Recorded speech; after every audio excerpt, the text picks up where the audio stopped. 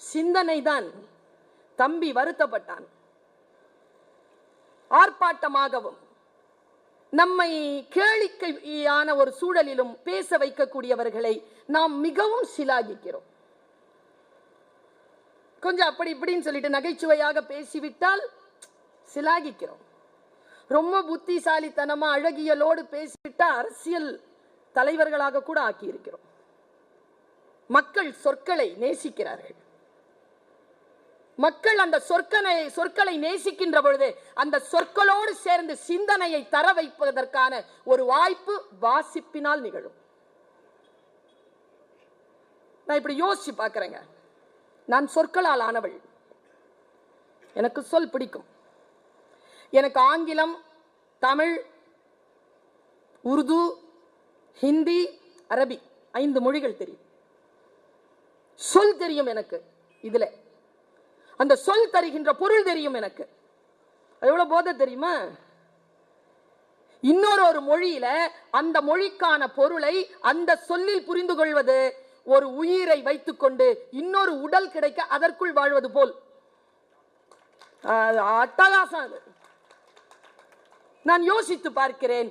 சிந்தனை தாங்க நெருப்பு பஞ்சபூதங்களில். பல நேரங்களில் நான் சொல்லி இருக்கிறேன். சிந்தனை என்பது நீர் அல்ல, அது காற்றல்ல, வெளியல்ல, மண்ணல்ல, அது நெருப்பு. அது பத்த வச்சா வேற விதத்துல போகும். சொல் இருக்கே, ரொம்ப அழகான ஒரு அந்த சொல்ல ஒரு ரொம்ப அழகான ஒரு விஷயத்தை ஒரு சொல்லுல சொல்றோம்னு வச்சுக்கோங்களேன்.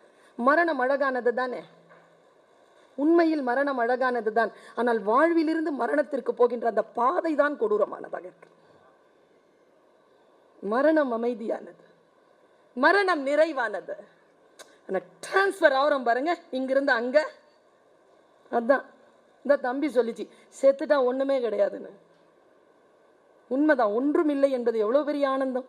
எல்லாம் இருக்கிற வாசி தானே இவ்வளவு சிக்கல். இல்லாமல் இருப்பது பேரின்பம். ஆனால் கடக்கணுமே அதற்கு. அந்த கருத்தை உள்வாங்கிக் கொள்ளுதல், சிந்தனை அற்புதமான விஷயங்க. ஒரு சொல் சொல்லுகிறேன், செத்துறோம்ல. இப்ப சாவு பத்தி தானே பேசுறோம். செத்துறோம் எப்படி எப்படிலாம் தமிழ்ல சொல்லலாம். செத்துட்டோம், செத்துட்டாங்க, அப்புறம் இறந்துட்டாங்க, அப்புறம் மரணம் அடைந்தார், சிவபதவி அடைந்தார், காலமானார். மொழியாசிரியை நான். குரானில் இறைவன் பேசுகிறார், நான் காலமாக இருக்கிறேன், என்னை யாரும் குறை சொல்லாதீர்கள். மரணம் அடைந்தவர்களை காலமானார்ங்கிறது தமிழ். காலமானார். அடுத்த சொல் பாருங்க, இயற்கை எய்தினார். சாபாஷ். இங்கிலீஷ்ல சொல்லுங்களேன். he passed away. தமிழ் தாங்க எங்கன்னு சொல்லுது. இங்கிலீஷ் வெறும் போயிட்டான்னு சொல்லுது. தமிழ் தான் எங்க போயிட்டான்னு சொல்லுது. எங்க போயிட்டான்னு சொல்லுதுங்க. எனக்கு ரொம்ப ஆச்சரியமான விஷயம். இத்தனை சொல்ல சிலாகிச்சல்ல, எல்லாத்தையும் தூக்கி சாப்பிட ஒரு சொல்றேன். தமிழ் இல்ல அது. ஆனால் அந்த மரணத்தை சுட்டி காட்டுகின்ற ஒரு சொல். இத்தனை சொற்களையும் விழுங்கி ஏப்பமிட்டு தனி சிம்மாசனத்தில் உட்கார்ந்து இருக்கிறது அந்த சொல். மரணம் என்பது என்ன? லெனின் இறந்தான். அவன் தோழன் அன்று மாலை வந்த பத்திரிகையில் தன் தோழன் இறந்ததை இரங்கல் செய்தியாக பதிவு செய்தான். அவன் பதிவு செய்ததை எப்படி எழுதினான் என்றால், என் தோழன் லெனின் இன்று காலை இத்தனை மணி அளவில் சிந்திப்பதை நிறுத்தி கொண்டான். இதாங்க மரணம். சிந்திப்பதை நிறுத்தி கொள்ளுதல். வாசிப்பு என் சிந்தனையை தூண்டுகிறது. நான் உங்களுக்கு சொல்லுகிறேன், புத்தகங்கள் வீடுகளை போல. சிலது எவ்வளவு பெல் அடிச்சாலும் திறக்காது. சிலது கொழுவி போட்டு திறந்து என்ன அப்படின்னு கேட்டு டக்குன்னு மூடிடும். சிலது யாரு அப்படின்னு கேட்கும். சிலது திறந்து வாங்க யார் வேணும் அப்படின்னும். சிலது வாங்க உட்காருங்க யாரை பார்க்கணும் அப்படின்னு சொல்லும். சில வீடுகள் நம்மை வரவேற்கும், சில வீடுகள் கதவடைக்கும், சில வீடுகள் நம்மை நம் நண்பர்களோடும் உறவினர்களோடும் அந்த வீட்டிற்கு செல்ல தூண்டும். சில வீடுகள் நம்மை இளைப்பாற வைக்கும், சில வீடுகள் உறங்க வைக்கும், சில வீடுகள் சண்டை போடும். அப்படித்தான் புத்தகங்களும் அப்படிதான். இத்தனை வெரைட்டி இருக்கு புக்ஸ்ல. எனக்கு இளமையில் அந்த மாதிரி நில உடைமை இந்த பிள்ளைய பார்த்து, இந்த பையனை பார்த்தா எனக்கு என் சின்ன வயசுல என் அண்ணனை பார்க்குற மாதிரியே இருக்குது. இப்படியே தான் இருப்பான் எங்க அண்ணன். இன்னைக்கு வெளிநாடு போயிருக்கிறார், கிளம்பிட்டார். காலிப்னு பேரு. எனக்கு ஒரு அண்ணன், ஒரு அக்கா, ஒரு தம்பி, ஒரு தங்கச்சி, 5 பேர் கும்பலா இருக்கும் வீடு. எனக்கு என்ன சிரமம்னா, அண்ணா அக்கா கிட்ட பேசணும்னா, வம்பு பண்ணோம்னா, என்ன பெரியவங்க கிட்ட உனக்கு சண்டை அப்படிம்பாங்க. சரி, இந்த பக்கம் வந்து தம்பி தங்கச்சி கிட்ட பேசலானா, என்ன இது சின்ன பிள்ளைங்களோட அப்படிம்பாங்க. இதுல ரொம்ப இடிபட்டவனா. எனக்கு குழந்தை இளமை பருவத்தில் புத்தகம் என்பது த மேக்சிமம் லக்ஸூரியஸ் திங். ஆடம்பரமான ஒரு வஸ்து புத்தகம் என்பது. அதுவும் எங்களை போன்ற பிள்ளைகள் இருக்கக்கூடிய குடும்பங்களில் பெண்கள் கல்வி கற்று வெளியில் வருவதே மிகப்பெரிய குதிரை கொம்பு 30 வருஷத்துக்கு முன்னால. இதுல புத்தகத்தை வேற வாசி பட்டோலி வீசி பறக்க போறோமா? இதுல என் அண்ணன் ஒருத்தன், அவன் சொன்னா இதேதான், இப்படியேதான் இருப்பான். கொஞ்சம் பார்த்தா அசப்பில் பார்த்தா ரகுவரன் மாதிரி இருப்பான். இதே ஹைட்டு. அவன் +2 படிக்கும் போது நான் 6ஆம் கிளாஸ். ஆனா என்னன்னு தெரியல, அவர் மட்டும் புக்கு வாசிப்பார் ரூம்ல. அப்பா ரூம்ல உட்காரு. அப்பா ரூமுக்கு போறதுக்கான உரிமை அவனுக்கு மட்டும்தான். அவன் உள்ள போய் புக்கு வாசிப்பான், கால் மேல கால் போட்டுக்கிட்டு. நான் அந்த கதவு இடுக்குல இருந்து பார்ப்பேன். புக்கு தெரியும், சதக் சதக் அப்படின்னு ஒரு புக்கு, ரத்தம் அப்படி தெரிச்சிருக்கும் ஃப்ரண்ட் பேஜ்ல, இப்படி மடிச்சு வச்சிருப்பான். அத படிக்கணுமே, அப்படிலாம் போய் கேட்டெல்லாம் தைரியமா புக்கு கொடுலாம் கேட்ட முடியாதுங்க, கேட்ட முடியாது. ஒரு நாள் கேட்டேன், அண்ணே அவனை நான் எப்பவுமே ஆயின்னு கூப்பிடுவேன், பாயின்னு வரல வாயில,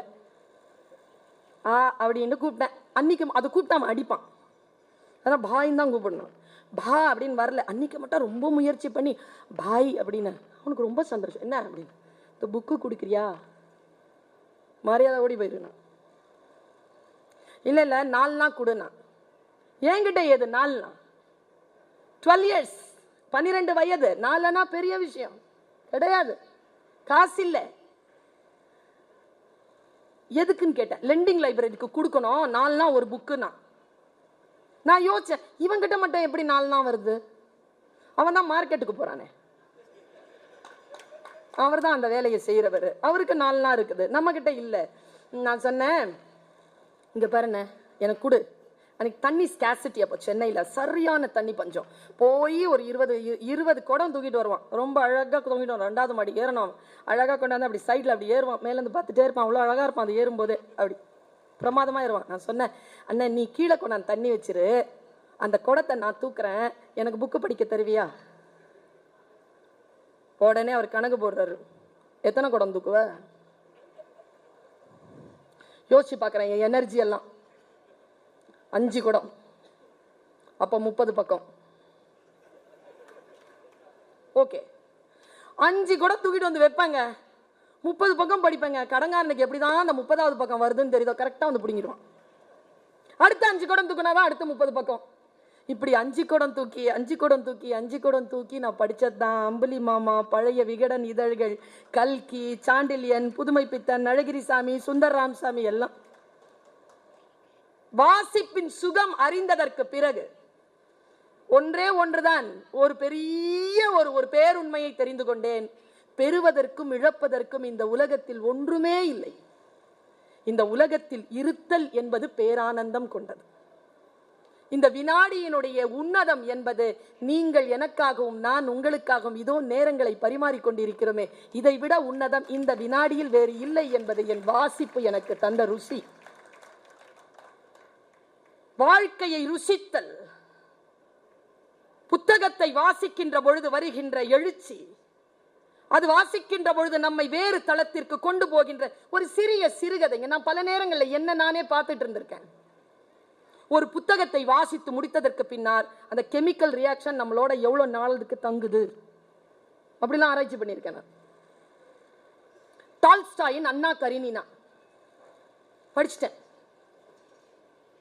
3 நாள் ஆச்சுங்க படிச்சு பெரிய புக்குங்க. 3 நாள்ல படிச்சு முடிச்சேன். தவம் மாதிரி படிச்சு, ஒண்ணு கூட விடல. படிச்சு முடிச்சுட்டு ஒரு 36 to 38 மணி நேரம் என்னால் அந்த அந்த சூழலில் இருந்து வெளியில் வர முடியாமல் என்னை முழுமையாக ஆக்கிரமித்து இருந்தாள் அண்ணா.